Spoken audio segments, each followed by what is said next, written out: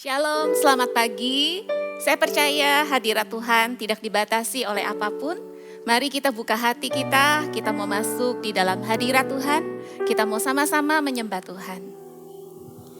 Amin. Kami mengucap syukur Tuhan, kami masuk hadirat-Mu. Kami buka hati kami menyembah-Mu. Amin.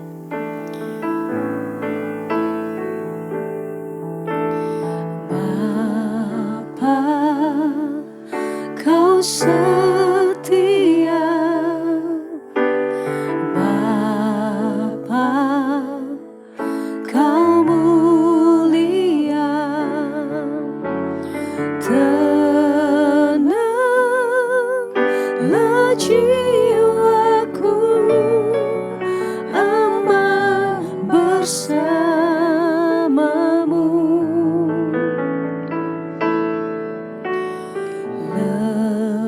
Lebih dari harta,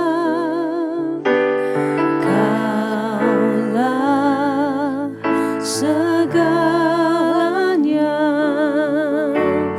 Tenanglah jiwaku dalam hadirat-Mu.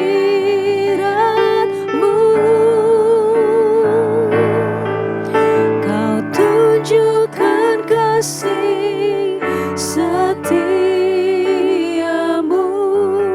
Kau menyediakan yang ku perlu.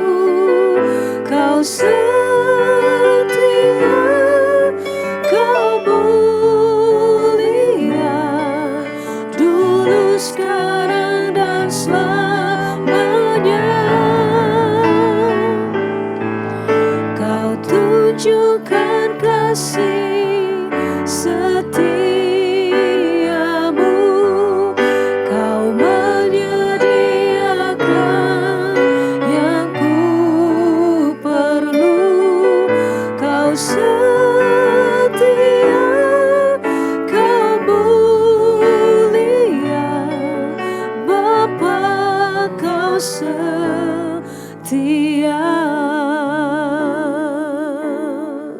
Bapa, Kau setia. Bapa, Kau setia. Bapa, Kau mulia. Tenanglah jiwaku, aman bersamamu. Lebih dari harta, dari harta, Kaulah segalanya. Tenanglah jiwaku dalam hadirat-Mu. Kau tunjukkan kasih setiamu. Kau menyediakan yang ku perlu. Kau setia, Kau mulia, dulu, sekarang, dan selamanya. Kau tunjukkan kasih setiamu. Kau menyediakan yang ku perlu.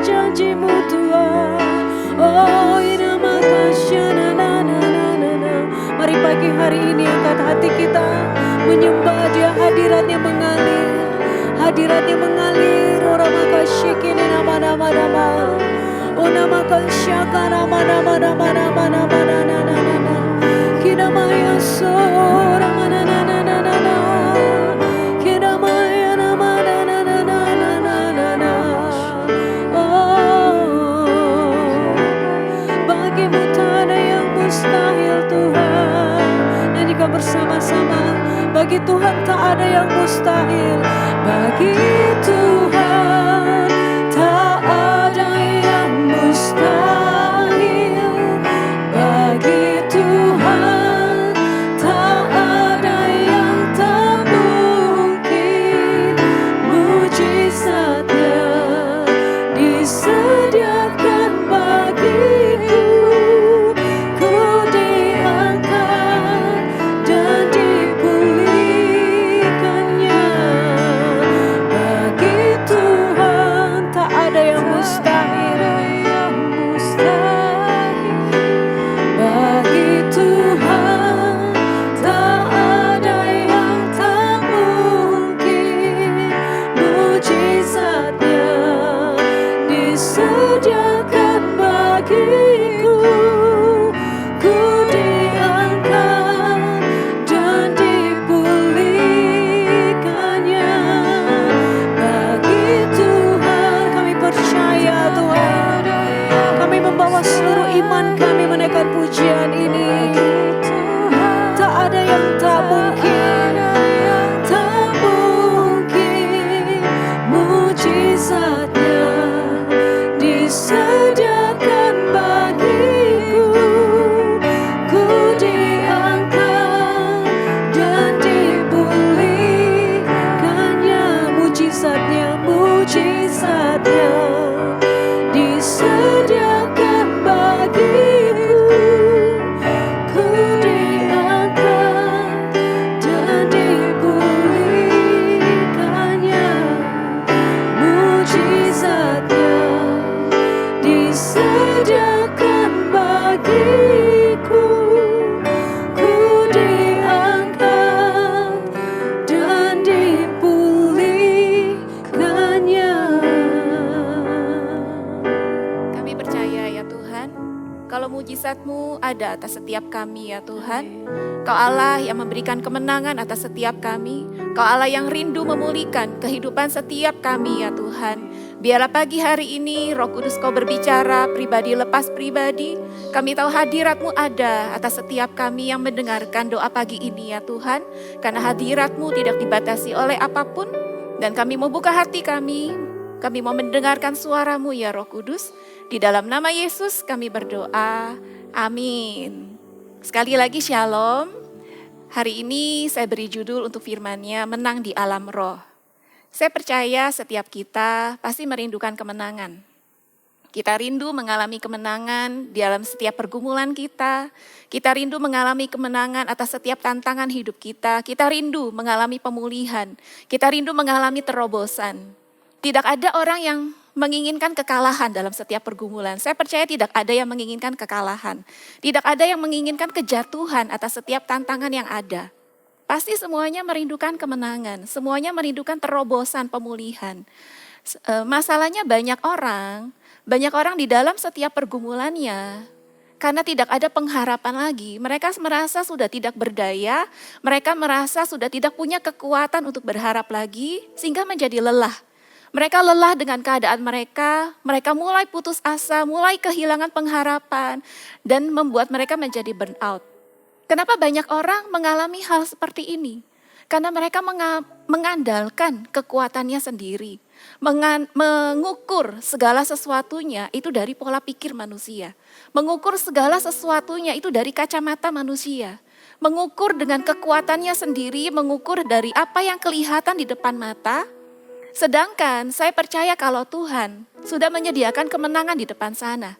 Kalau ada tantangan, kalau ada masalah yang Tuhan izinkan terjadi dalam kehidupan setiap kita, saya percaya Tuhan sudah menyediakan kemenangan di depan sana. Bukan hanya kemenangan, Tuhan juga sudah menyediakan jalan keluarnya supaya kita bisa menuju ke kemenangan di depan sana. Banyak orang yang gak bisa menangkap hal ini. Karena mengandalkan kekuatannya sendiri, hanya melihat sejauh matanya melihat, tapi tidak mau melihat dari sisinya Tuhan. Tidak mau membangun hubungan dengan Tuhan, hanya sibuk dengan mencari solusi, sibuk dengan bagaimana untuk menyelesaikan masalah. Sedangkan yang Tuhan mau, kita duduk diam di kaki Tuhan. Kita mau belajar dari seorang Nehemia. Kita semua tahu Nehemia adalah seorang yang membangun tembok yang menjadi runtuh. Tembok yang runtuh Nehemia bangun kembali. Tapi sebenarnya Nehemia bukan hanya seorang yang membangun tembok. Tapi Nehemia adalah seorang yang memenangkan alam roh. Memenangkan peperangan di dalam doa-doanya. Nehemia adalah seseorang yang menang secara rohani dan mengalami kemenangan secara nyata. Karena dia menang dulu di alam roh, maka Nehemia mengalami kemenangan secara nyata. Itu juga yang Tuhan mau kerjakan dalam kehidupan kita. Tuhan mau Anda mengalami kemenangan di dalam roh, di dalam doa-doa Anda. Dan Anda akan mengalami kemenangan secara nyata. Amin. Di Nehemia 1 ayat 3-4. Kata mereka kepadaku, orang-orang yang masih tinggal di daerah sana, yang terhindar dari penawanan, ada dalam kesukaran besar dan dalam keadaan tercela. Tembok Yerusalem telah terbongkar dan pintu-pintu gerbangnya telah terbakar. Ketika ku dengar berita ini, duduklah aku menangis dan berkabung selama beberapa hari. Aku berpuasa dan berdoa ke hadirat Allah semesta langit. Nehemia mendengar kabar yang sangat tidak enak. Dikatakan ada kesukaran yang besar, ada tembok yang runtuh, pintu gerbang terbakar, keadaan bangsa Yehuda, keadaan bangsa Nehemia itu sedang tidak baik-baik saja. Tembok runtuh, pintu gerbang terbakar, berarti mereka kehilangan keamanan. Bahkan perekonomian otomatis pasti menjadi lumpuh. Karena pintu gerbang saja sudah terbakar, temboknya runtuh. Pasti perekonomian saat itu atas bangsa Yehuda tidak baik-baik saja. Nehemia terbeban dengan kondisi bangsanya, dia mengerang di hadapan Tuhan, Nehemia berpuasa, Nehemia berdoa, Nehemia menangisi kondisi bangsanya. Nehemia berdiri di celah di antara bangsanya dengan Tuhan. Nehemia bersyafaat bagi bangsanya. Nehemia itu masuk dalam hadirat Tuhan. Kondisi mengenai tembok yang runtuh, mungkin itu juga yang sedang dialami oleh banyak orang. Perekonomian dunia sedang tidak baik-baik saja, seakan-akan kondisi Anda seperti tembok yang runtuh.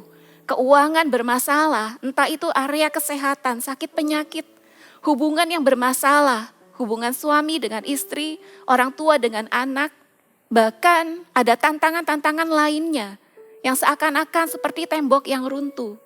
Tapi seperti yang Nehemia lakukan, saat Nehemia mendengar berita kesukaran yang besar, Nehemia tidak mengawali dengan mencari solusinya apa yang harus dia kerjakan, tidak.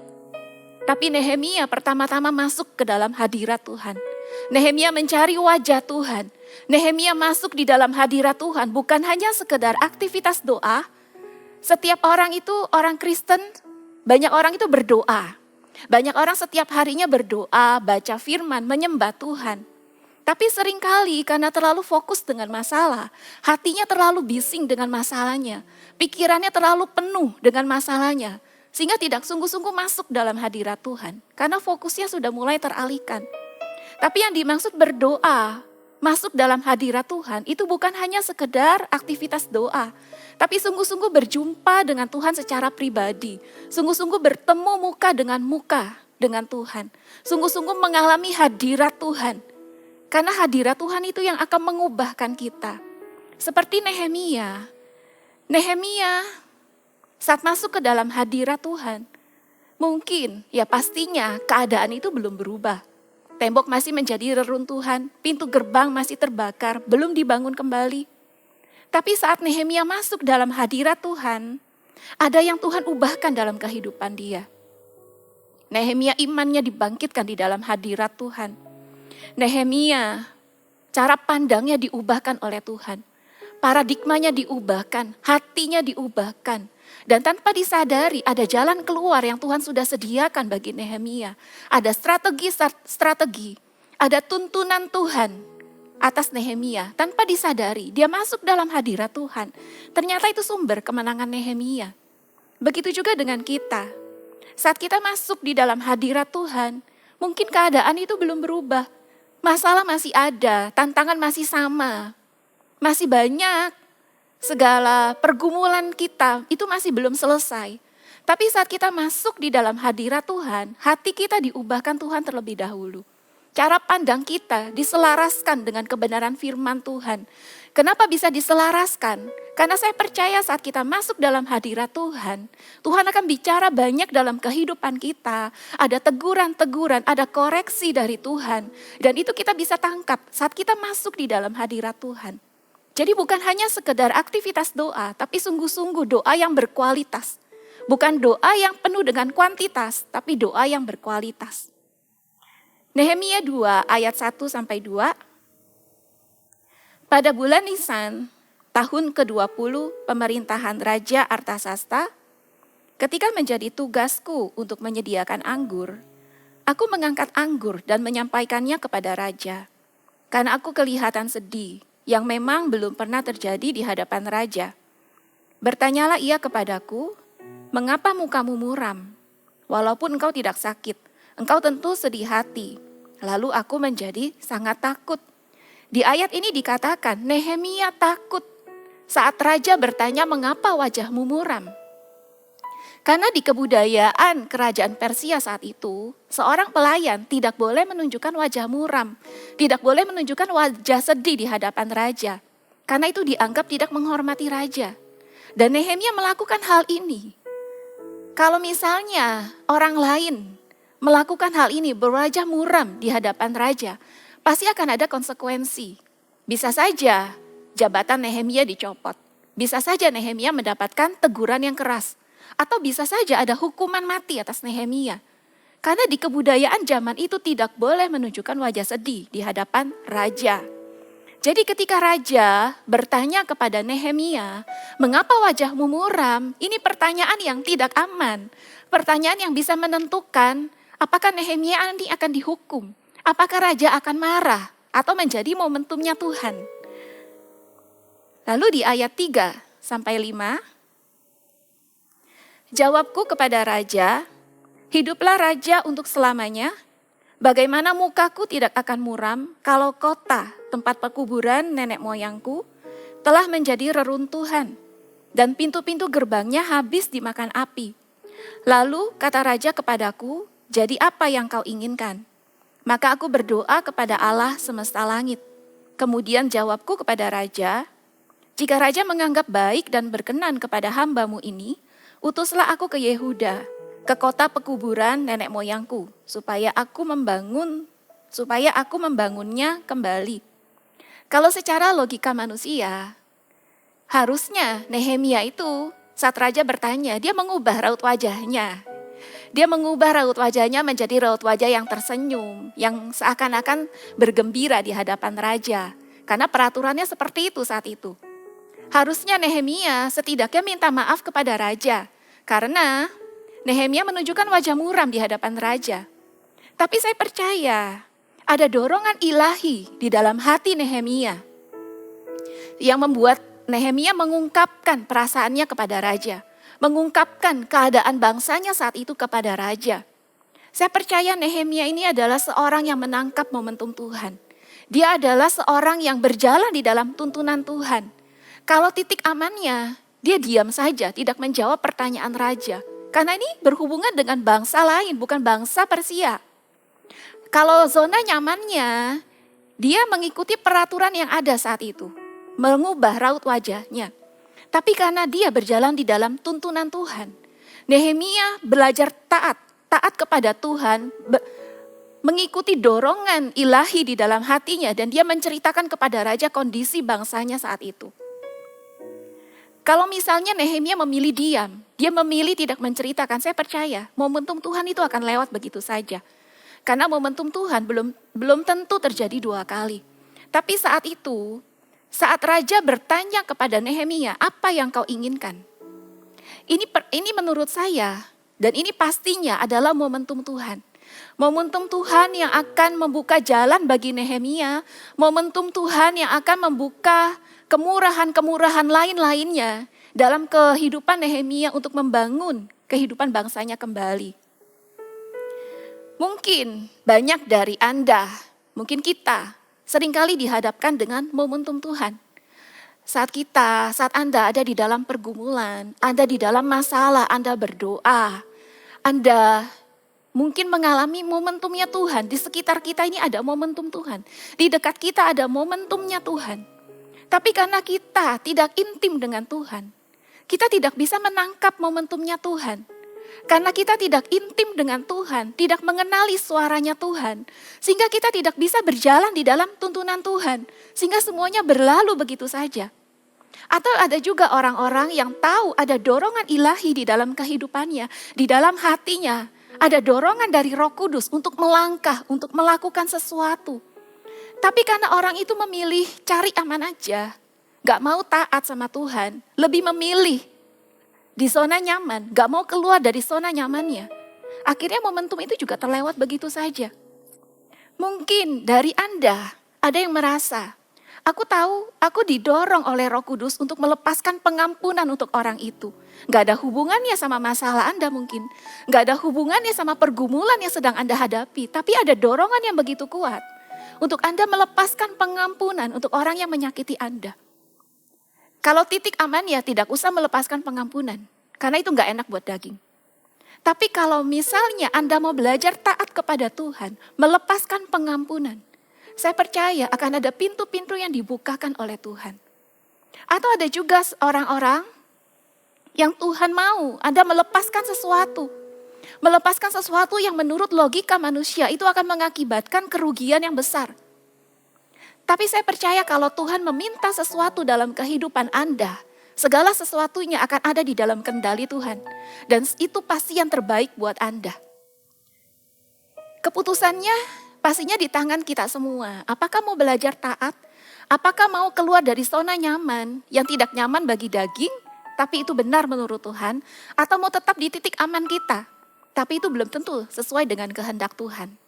Tapi kalau sesuai dengan kehendak Tuhan, saya percaya itu pasti yang terbaik bagi kita semua. Lalu di ayat ke-6 sampai ke-8. Lalu bertanyalah raja kepadaku, sedang permaisuri duduk di sampingnya, berapa lama engkau dalam perjalanan? Dan bilakah engkau kembali?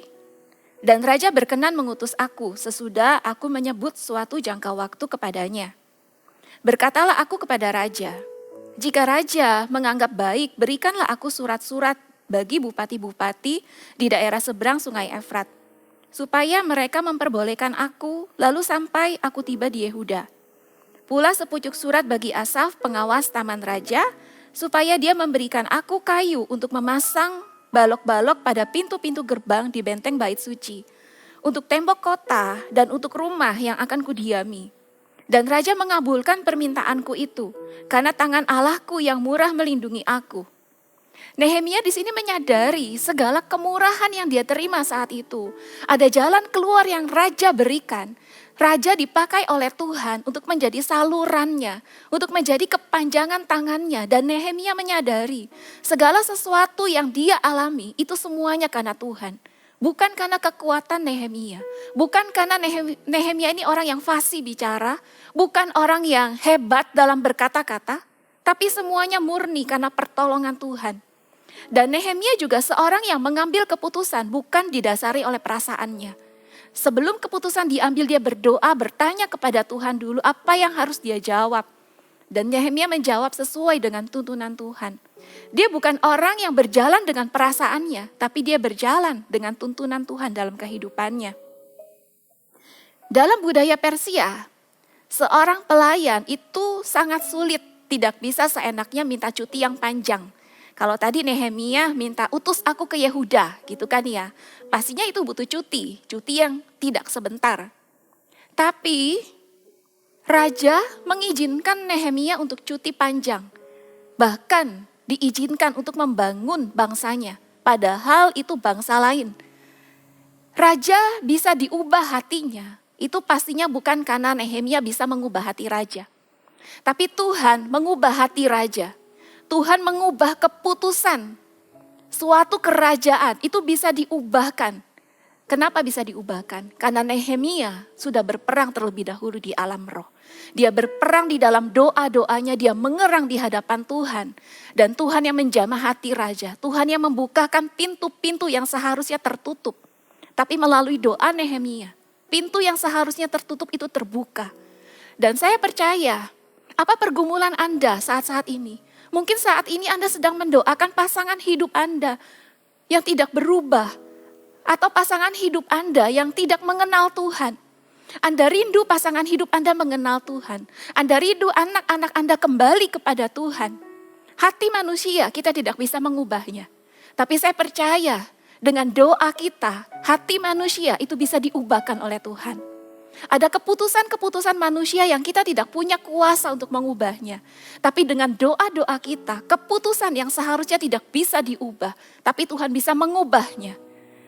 Saya percaya Tuhan rindu kita bukan hanya sibuk dengan solusi. Tuhan tidak menyuruh kita untuk berlari lebih kencang di dalam masalah kita.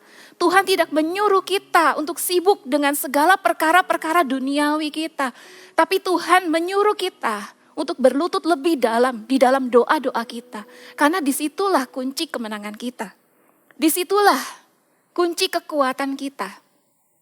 Kalau dari kisah Nehemia, di akhirnya dalam waktu 52 hari, tembok itu berhasil dibangun. Bahkan bangsa itu, bahkan bukan hanya bangsa itu, musuh sekalipun akhirnya mengakui kalau pembangunan tembok itu dibantu dengan Allah yang hidup. Bukan karena kekuatan bangsa Yehuda, bukan karena kekuatan Nehemia, bukan karena Nehemia kuat di dalam strategi, bukan karena jam terbang Nehemia sudah sangat tinggi, tidak. Dia hanya seorang juru minuman raja. Tapi seorang juru minuman raja yang duduk diam di kaki Tuhan, yang masuk di dalam hadirat Tuhan. Di situ ada strategi-strategi yang Tuhan berikan kepada Nehemia. Ada jalan-jalan yang dibukakan, ada kemurahan-kemurahan Tuhan di dalam kehidupan Nehemia. Dia menang, bukan karena kekuatannya. Tapi karena kekuatan dari Allah yang hidup yang menyertai Nehemia. Dan Allah yang menyertai Nehemia juga menyertai kita semua. Saya percaya pergumulan apapun, sebesar apapun. Selama kita punya Tuhan, selama kita mencari Tuhan, selama kita terus berdoa di dalam hadirat Tuhan, kemenangan itu akan terjadi. Kita mau menang di alam roh dan kita akan menuai kemenangan secara nyata. Kita mau memenangkan peperangan di dalam doa-doa kita, maka kemenangan itu akan menjadi milik kita. Karena Tuhan yang memberikan kita kemenangan. Karena Tuhan yang menolong kita. Karena firman-Nya berkata, engkau diciptakan untuk menjadi seorang pemenang, bahkan lebih daripada pemenang. Dan sumbernya itu dari Tuhan. Karena itu Bapak, Ibu, Saudara, kita mau sama-sama terus masuk di dalam hadirat-Nya. Kita mau memenangkan peperangan kita dengan doa-doa kita. Dan kemenangan yang luar biasa itu akan terjadi di dalam kehidupan kita. 3 poin kesimpulan dari firman hari ini. Yang pertama, kemenangan dimulai dari hadirat Tuhan.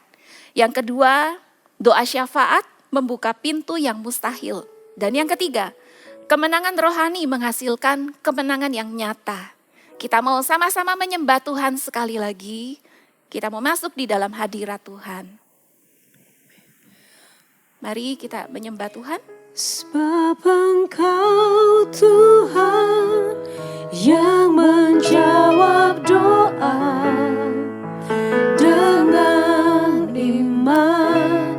Aku percaya penuh ada kuasa di dalam doaku.